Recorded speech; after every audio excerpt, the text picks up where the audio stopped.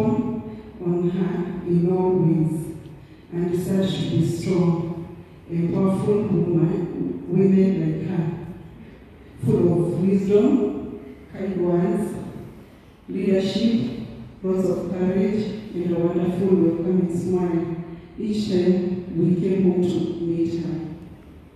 Now, whom will we be calling when we are worn out? She was always there for each one of us. Whom will we be turning to? She was a brave woman, and henceforth her sweet voice will silently lead us when we feel stuck.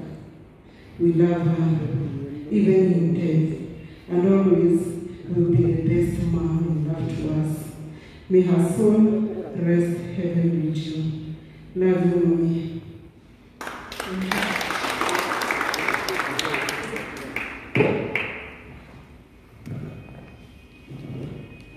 Praise God. Amen. I'm Brian Mohora. Tribute to Grandma. A wife, a mother, a grandmother too.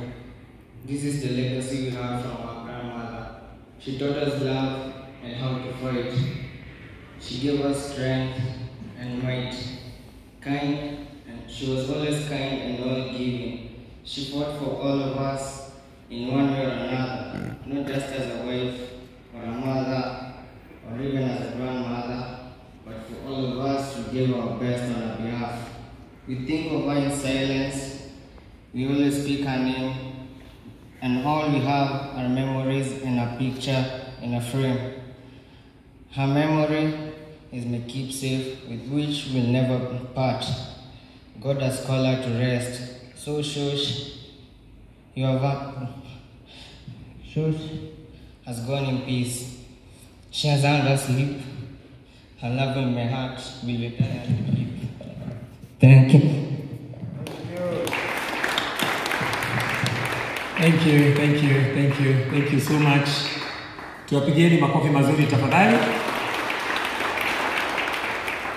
Thank you. Nikwenda kuulia ole twi haha Bishop Johana Wili adoya handu ha macoke haha ringi tumahoere nigetha twarikia kumahoera twitikirie Bishop Harrison atuhe kigo kia Ngai na njira nguhi nigetha tucoke twitikirie atongoria itu marehe tributes ciao. Ugo ikitikirikanirie please ukai atungatiri tuhoere family ino tondu no guo wega twarikia uguo tuigue kigo kia Ngai tureke atungatiri atongoria itu matwaririe turorete kurikiriria. I want to recognize the presence of Mheshimiwa Eric Moshangi wa Korea Runyenjes na constituency ingi itago ya Kolino. I recognize you are in the house. Thank you very much, Mheshimiwa Moshangi. Ukai atungatiri please. Ukai mabishop na atungatiri tuke tuhoere andu aya tondu no guo wega nigetha tumaige moko-ini ma Mwathani ihinda riri no rio riega ria gwika uguo. All right.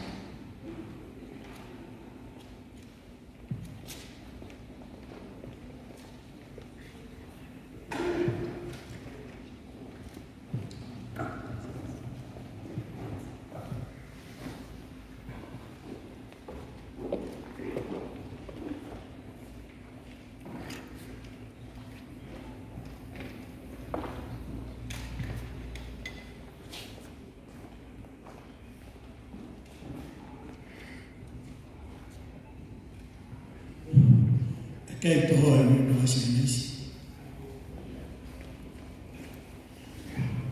Papa, then you are to the road Jesus. To accompany the Wakumi, then the Yawa Moti, and what to Kenya Mother no Baba. To Bereaku Madani, no Hashanashi, Uncle Bayaku, Julia, Papa to Alamati, to Mutumio, Mokoro to a great mono, either it will be the Namende. When God to Ravatin. Rogamirira ciana ici maikaragie baba itu na matungatire Mwathani muturire-ini wao wothe Mwathani ndamarathima Jesu mwana wa Ngai nigetha baba itu nawe marathime tukagaya uthamaki waku hamwe nao ndamathiririe uthamaki waku Jesu mwana wa Ngai rĩrĩa rĩothe megũtũra thĩ ĩno Mwathani matũre magũtungatagira nawe ũtũre wĩ Ngai wao nginya rĩrĩa baba itu tukambata matu-inĩ tuli hamwe nao ndakuhoya ndaguthaitha Baba muturire wa wothe urathimage Jesũ mwana wa Ngai makiumagara na makiruta wĩra na maikaranĩtie naguo ũiguano na thayũ waku mũnene ũrogeaga igũrũ rĩao mũtũrĩre-inĩ wao Baba ona mĩciĩ-inĩ yao gatũrũme ka Ngai marathime Mũrungu mwene hinya wothe Jesũ mwana wa Ngai nĩndagũthaitha ndamathĩrĩria ũhoro wa muoyo wa tene na tene Baba witũ nĩgetha Baba witũ tũkagaya ũthamaki waku twĩ hamwe nao ithuothe rĩtwa-inĩ rĩa Jesũ ndahoya na ndacokia ngatho amen. Thank you. Sorry, thank you. Nyonigo Muriere Mushoke Hare, thank you very much. Let's appreciate our bishops even for that assignment that you have carried so well. Thank you very much. Rĩu mweke ũyũ ngwenda tũwoe na gĩtĩo kĩnene twĩna ndagĩka itarĩ nyingĩ tondũ tribute nayo ndĩikaragwo mũno. It is now almost 4:30 and in the 30 minutes that are remaining twagĩrĩirwo gũkorwo tũhetwo kiugo kĩa Ngai na twarĩrio nĩ atongoria aitũ na tũtirĩ ũndũ tũgwĩka tondũ mũthenya no twĩnaguo na mathaa marĩa twĩnamo no maya. So nĩngwenda kuoya mweke ũyũ ihinda rĩrĩ rĩu na gĩtĩo kĩnene nyihĩte mũno njũrie Bishop Gitonga oke nĩgetha atwĩtĩre Archbishop Harrison Ng'ang'a nĩgetha oke atũrehere kiugo kĩa Ngai. Karibu Bishop.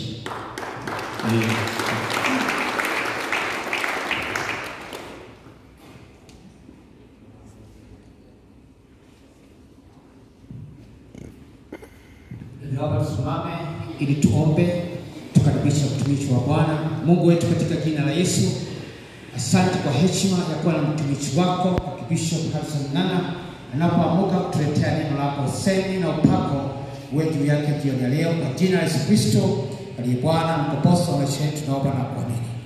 Kwa heshima hiyo tuweke mikono yetu tukaribisha mtumishi wa Mungu Archbishop Harrison Ng'ang'a kutuletea neno la Bwana. Karibu sana mtumishi.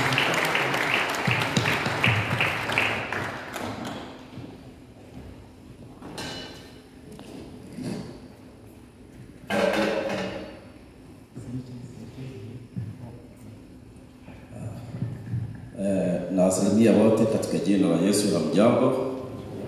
Bwana Yesu asifiwe. Bwana Yesu asifiwe.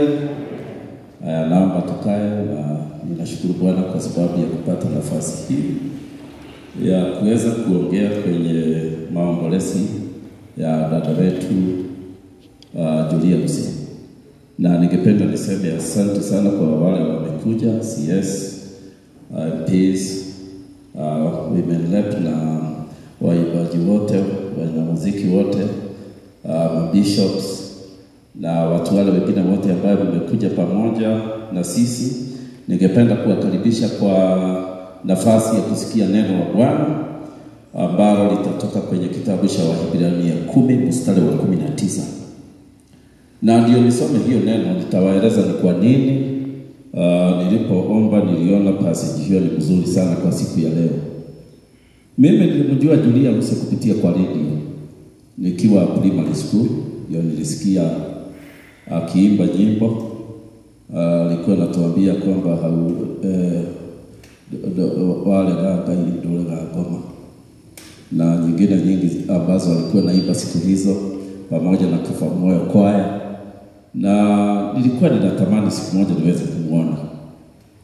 Na wakati nilitoka kwetu nyumbani nikakuja Nairobi kuhubiri, nilimuona, lakini hatukupata nafasi ya kuongea mpaka wakati nilikutana na the late Joseph Kamaru. Akaniambia kuna rafiki yangu ningetaka uende kwake, na ndiye alinishukua akanipeleka mpaka kwa Julia Lucy pale wakati walikuwa naishi Rolesho. Tukaenda hapo jioni moja, tukawa tunakula sapa pamoja, tukaongea, tukaombeana. Na Julia akaniambia hata kama wewe si mkulima kama mimi moyo wangu unatambua mamlaka na mafuta ya Bwana ambaye ameweka kwa watu tofauti. Na kutoka wakati huo nikagundua kwamba Julia, ile kipawa Mungu amempa cha uimbaji kimetuleta zote pamoja, na ndio unaona tunawahubiri aina nyingi, wa kutoka kwa Ukulino, sisi na wengine. Ni mama alikuwa anapenda watu. Na kutoka wakati huo tukaanza kuwa pamoja. Amekuja kwetu kanisani kuimba, amekuwa rafiki wa karibu. Hata wakati alikaribia nikasikia amegojeka, nilishukuriwa na rafiki wetu Rahab na Wadhayo na wengine pamoja na mke wangu. Tukaweza kwenda mpaka kwake, na ningetaka kuambia kwamba Julia hakuashiriwa, alikuwa ameangaliwa vizuri. Kuna mtu huwa anawashiriwa, lakini siku ya mazishi unafikiria alikuwa amewekwa kama mfalme. Lakini wakati nilifika kwa Julia, alituambia na mdomo wake, hakuna kitu nimekosa. Na tuliweza kuomba pamoja, na tulikuta vikundi vinaenda huko. Tukitoka tuliambiwa ya kwamba wahubiri wa Wakulino ndio nao wanakuja, and we were very encouraged. Alikuwa mwanamke mzuri, na Mungu alimpa kipawa ambacho kitaendelea kutia mambo ya gospel music nguvu miaka nyingi. Na alikuwa anaongea sana juu ya adabu na tabia. Unajua kuna kuokoka na kuna adabu. Kuna watu wameokoka lakini mitugo hawana. Akatuambia juu yake ya kwamba ukiwa wa kanisa lazima ubadilishe tabia. Hii ni mambo ambayo tulisikia na kinywa chake. Na kwa hivyo nikaona ya kwamba mambo yote ya Julia, of course siwezi kutumia muda mwingi kuweza kuongea mambo mengi yake, lakini inatuelekeza kwa tumkaribie Mungu. Na ndio hiyo Waebrania 10 mstari huo wa 19 kuendelea hapo mbele inaongea habari ya kumkaribia Mungu. Mimi naweza kusummarize life yake niseme ya kwamba she taught people how to draw close to God. Alutiriado gukuhiriria Ngai. Na hiyo ndio maneno nitawasomea mchana wa leo, na kwa sababu nimeombewa nitaingia kwa neno moja kwa moja.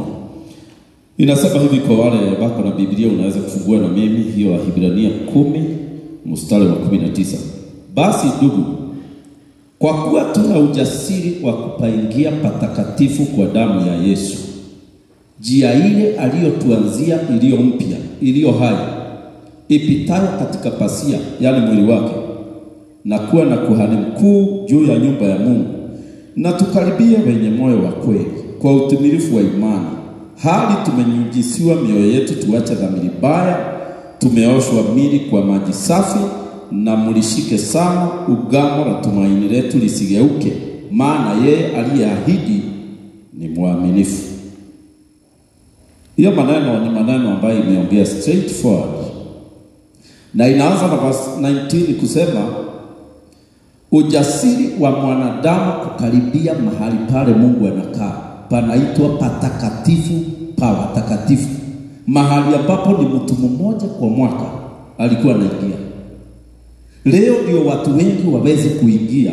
Biblia inasema ujasiri wa kuingia hapo ni damu ya Yesu. Na mnajua ya kwamba kama kule Western tunashijaga kuku sana, na zingine zinashindwa kwa sababu ya ibada. Kwa hivyo watu wakikosa kuwa waangalifu wanaweza kubadilisha damu ya Yesu na damu ya kuku, washindwe kuingia mahali patakatifu. Hapa kwetu zetu tunachinja busi sana. Tunaweza kuchinja, tumwage damu, tu exchange na damu ya Yesu. Tuwe hatuna ujasiri spiritual wa kukaribia patakatifu pa watakatifu. Kuna wengine duniani wanachinja vitu ya aina nyingi, lakini damu ile inaweza kupatia mwanadamu ujasiri wa kuingia patakatifu pa watakatifu. Ni moja tu ya Yesu. Na ni kwa nini? Kwa sababu Bwana Yesu hakuzaliwa na wanaume.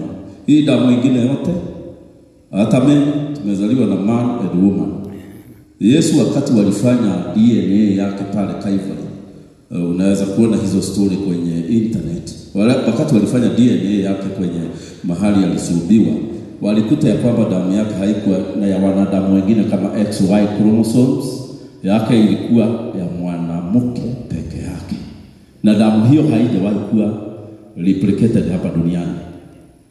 Na kwa hivyo leo hata kukishijwa watu 10 ndio Mungu asikie, hata sikia, maana damu ile inaweza kusikia ni moja tu ya Yesu. Kuna damu nyingi ambazo watu wanaweza kumwaga, lakini kuna watu wanamwaga damu hata ya brother yake, anapeana damu ya shushu, anapeana damu ya mama yake. Lakini Mungu hawezi kusikia damu hizi zingine zote, hazina nguvu. Damu moja ya Yesu.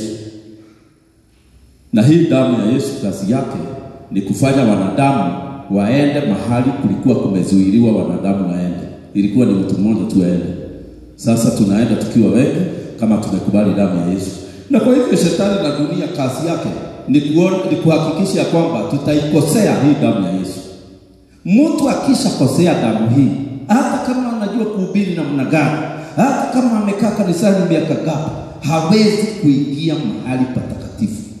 Mtu akikosea hii damu ambaye ilimwagwa kwa ajili ya dunia mzima, kwa kuidharau, kwa kuichukua rahisi, kwa kufanya mambo ambayo ni kinyume na damu hii, mtu huyo hataingia kwenye mahali patakatifu. Na kwa hivyo hawezi kujua. Mtu alipoingia pahali pale patakatifu, walikuwa wanamfungia mkanda kwa mguu.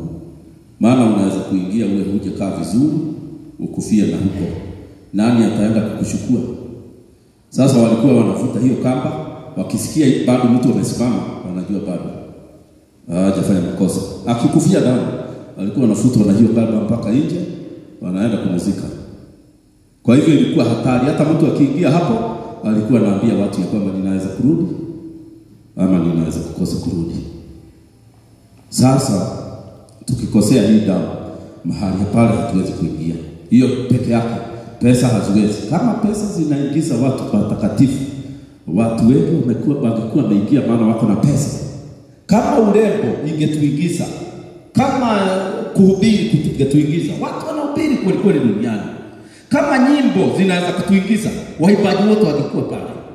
Lakini sasa ni tabu. Si kisomo. Kama ni kisomo, kila mtu amesoma mpaka Bishop Gashara amepata kuwa dokta akiwa mzee. Bishop huyo rafiki yangu Gashara. Kama ni kisomo, hata mimi nimekuwa daktari nikiwa mzee ambaye nimezaa watoto wote wamekuwa wakubwa. Kwa hivyo kama ingekuwa kisomo, mimi ningewaambia leo niko hapo ninaongea na Mungu. Lakini sasa si kisomo, ni dawa. Na ndio hii hata mjinga anaweza kuipata. Hata mtu hajasoma anaweza kuipata. Hivyo ndivyo mstari unatuambia. Na mtu akiingia pale, alikuwa anauliza Mungu maswali mawili. Unasemaje juu ya taifa letu? Unataka tufanye nini? Kuna kitu tumekukosea. Na huyo mtu peke yake alikuwa anasikia sauti ya Mungu. Hawa wengine hawakusikia. Alikuwa anakuja na kama Zakaria alipoingia, kutoka alikuja haongei. Kabla mnamsikia. Hawakumuuliza swali maana wajijua ukiingia huko unaweza kutoka tofauti na vile uliingia. Watu wa Mungu, tuheshimu damu ya Yesu nchini Kenya. Amen. Na tukiheshimu hiyo damu ya Yesu, tutajua Mungu anasema nini kuhusu nchi yetu. Tutawacha hata kushindana sana na kupigana. Mungu huyo atasema ni nani anataka aongoze nchi ya Kenya? Ni nani anataka ashikilie hii? Lakini tukikosa watu ambao wanaweza kuingia pale patakatifu, tutaishi hapa na Ezra na tutapigana makofi.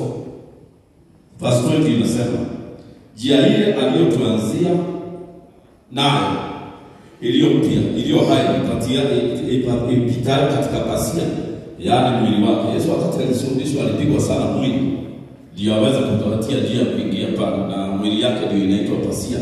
Alipigwa sana na watu, alikuwa na anawekwa kitambaa kwa masho, anapigwa makofi, alafu anaulizwa nani amekupiga?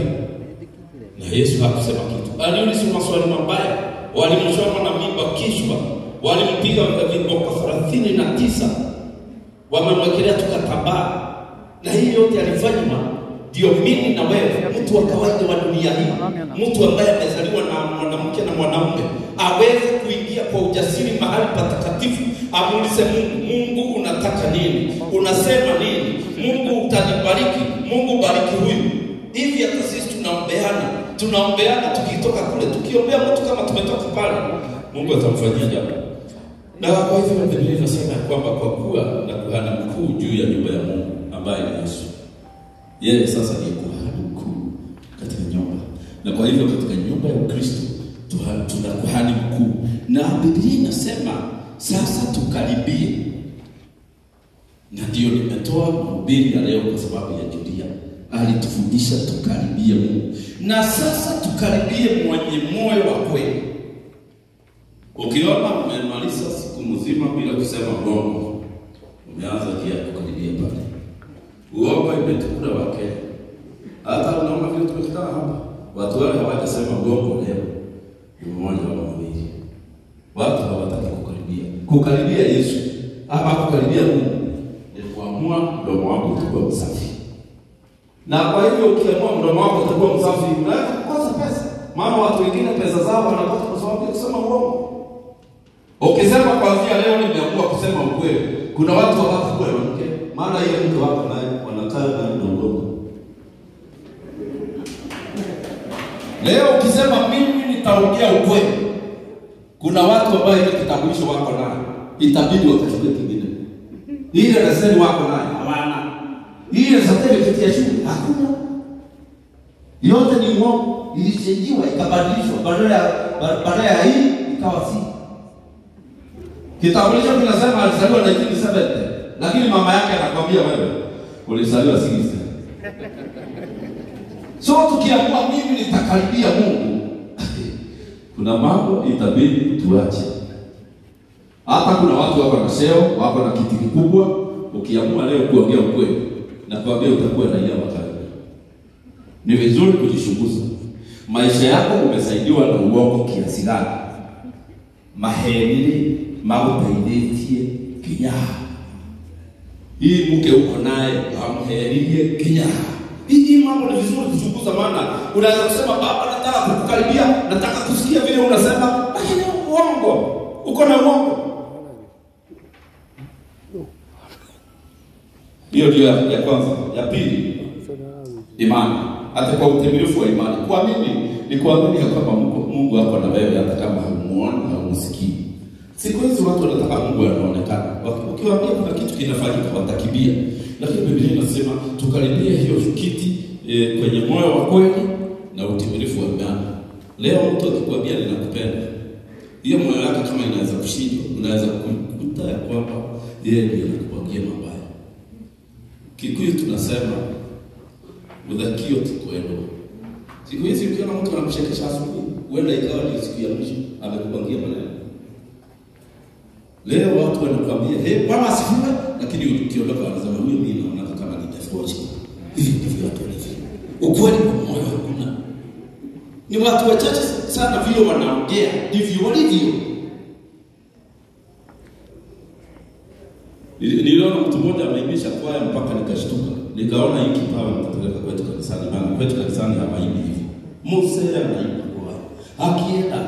Akienda mpaka tukampatia standing ovation, ndio tukasimama. Nikamwona kando, nikamwambia sasa, hii kipawa Mungu amekupatia ni vizuri kikuje kwetu.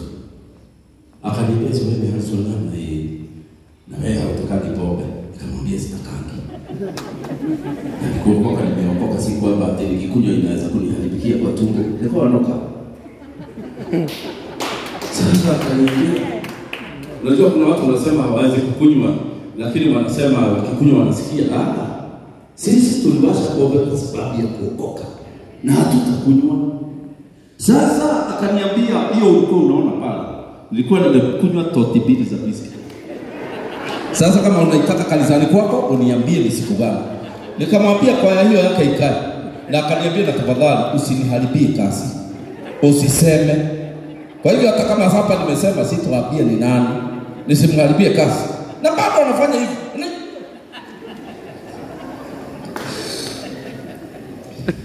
Ni watu wangapi wanaongea maneno na mdomo, lakini the heart means the same. Combination ya mdomo na moyo inaitwa faith. Moyo wako na mdomo wako ukiongea kimoja, wewe ukisema mambo ifanyike itafanyika. Lakini watu wengi vile wanasema, moyo inasema opposite. Ukisikia mtu anasema I love you, moyo inasema opposite. Hakuna kitu kama hicho. And as we continue, Biblia inasema hivi. Huko tukiwa tumemnyunyisiwa mioyo, tuache dhamiri mbaya, tumeoshwa mwili kwa maji safi. Dhamiri na mwili ni vitu viwili ambavyo vinaweza kuzuia wewe uingie karibu na Mungu kwenye patakatifu pa watakatifu. Dhamiri inaharibika kwa sababu ya wewe kukosea. Ukienda jioni kuna kitu kinakwambia ulikosea, unakipuuza, dhamiri yako itakufa. Kila mtu ambaye ameokoka hapa na kila mtu amezaliwa dunia hii, Mungu alikuweka kitu kinaitwa dhamiri. Dhamiri ni ya kukwambia na vile uliongelesha fulani ilikuwa mbaya, vile ulisema ilikuwa mbaya. Dhamiri dawa yake ni kutubu. Na leo watu hawapendi kutubu. Hata kuna watu tangu uoe haujawahi kusema sorry. Maana lugha yako haina kutubu na kusema sorry. Kuna watu tangu uoe leo haujawahi kusema sorry. Na tunasema wewe ni mtu wa kiburi kama hausemagi sorry. Na ya mwisho inasema tuoshwe maji mili na maji safi. Siku hizo watu wengi hawapendi kuoga, wanatumia perfumes, wanatumia vitu nyingi, na Biblia inasema kama mtu ataenda mahali patakatifu aoge. Isipokuwa ni siku hizi tuko na social distance, watu wengine ukiwakaribia unaenda nyumbani kama kichwa kinauma. Hawajaoga. Na wengine wameoga hapa tu uso. Wengine ni marashi wameweka, na wengine ni madonikia hata marashi hawaweki. Anatokea tu. Halafu anasema nataka Mungu anisikie. Akusikie saa ngapi? Na anasema kama utakuja kuniomba uoge mwili na maji safi na usioke na maji mabaya. Na ndiposa tunahitaji kuombea Kajoo ya Nairobi, maji yaendelee kukuja na iwe safi. Ona. Hiyo ndio neno. Bwana Yesu asifiwe. Kwa hivyo lazima tuwe wasafi. Na ndio hata sisi tunahubiri tukifaa tukiwa wasafi, na tumeoga tukiwa wasafi, tuwaonyesha mfano. Mungu sasa anataka mtu aende mahali patakatifu kwa njia nyingine. Na anatuambia tuwe wasafi kwa mwili, tumeoga. Na nyinyi mnajua vile Julia alikuwa smart. Wewe wangapi hapa mmewahi kuona Julia akiwa si smart? Huyo mama kila mahali ukimkuta, hiyo nguo yake ni kama inaketiwa chini kupigwa pasi kila siku. Kutoka juu mpaka chini. Mimi sijawahi kumuona na kagua tu hivi ati kwa sababu ilikuwa hivi. Kila wakati alikuwa amefunga mpaka shingo, amekaa vizuri. Na kuna watu unaona hata vile amefaa, hata yeye mwenyewe hawezi kukubali akuje kwako. Na anataka kwenda kwa Mungu. Mungu na mimi ni nani mkubwa? Bwana Yesu asifiwe. Hiyo ni neno la Mungu. Na linamaliza na kusema mulishike sana ngamo letu na tumaini letu lisije likageuka. Kuugama ni kuwa unasema kwa mdomo wako mimi ni wa Kristo. Hapana, badilika jioni ikifika. Ikifika jioni unakunywa. Tukingoja kanisani. Bwana Yesu asifiwe. Lazima hii mambo ikome katika jina la Yesu. Bwana Yesu asifiwe, sio salamu. Bwana asifiwe ni kusema kwamba mimi ninaishi kama Bwana Yesu. Kwa hivyo asifiwe. Lakini sasa watu wameokoka mpaka saa 12:30 hivi saa 1. Wokovu inaisha. Ile vitu wanakula na wanakunywa hawezi kuamini. Na dakika mwisho nikikaribia ningetaka kusema Julia alisucceed katika ministry ya nyimbo. Akaweza mpaka kuwa na anakaa vizuri hapa Nairobi, akawa na hizo biashara mmesikia, na yeye hakubadilisha wokovu. Mnajua kuna kitu inakujaga na success. Ukiwa successful hapa duniani ufanikiwe, kuna tamaa zinakujaga hausielewi. Hizo zinafuatanga wadosi. Wachifuata watu wadogo. Wona no wagi ya pesa na no wagi ndo na wagi ya rito na no wagi gweta na no amenyeka. Hari kiundu kiaragiria mundu. Ndogerere atumia yeneri. No kama ni kwali ngimomo ukabona ndingi tawi kiongerera. Sasa naweza kuongeza nani? Sasa mafuta imeanza kuwa nyingi kwa mwili. Kisikia hiyo stories zimekuja, imeanza kuwa nyingi. Na ukaigwa kagera kuilali uli. Kasho higatho ndeketwo ni ngai shaitani akioya. No ukaigwa ni shija nune lazima na kweli. Nyamono nditinga yukuragia bare. Hisi ni Mungu anakosa asali sini ya Mungu. Hii. Sasa hii nakujaga na mafuta. Na ndio wale mudheni ni wao wakati hivyo tunywa sai ndio wa Yesu. Sisi tunakunywa sai kwa sababu ya Yesu. Mafuta ikikuja leta vitu vingine. Nitawashia hapo Injili tumehubiriwa na mama na imetutosha. Mungu abariki. Washa niwaombe. Washa niwaombe maombi ya kufanya nyinyi mtamani kuingia patakatifu pa watakatifu. Baba, katika jina la Yesu ninaomba utuhurumie ndio tuweze kuwa wale watakapoingia patakatifu pa watakatifu. Hapo palikuwa panaingia mtu mmoja kwa mwaka, na leo umekubali sote tuingie kama tutatimisha hiyo mambo tumesikia. Baba, katika hii maombolezi ya dada wetu mpendwa, nimeongea mambo haya maana ametuacha na tungependa kuenda mahali alienda. Ukatukuzwe Mfalme. Bariki watu wetu walio hapa, bariki viongozi wetu, bariki watu wote wamesikia hii ujumbe hata wakiwa nje ya nchi hii na wakiwa katika nchi hii ya Kenya. Kila mtu akawa na tamaa ya kumkaribia Mungu na kwenda patakatifu pa watakatifu. Katika jina la Yesu tumeomba na kuamini. Mungu awabariki.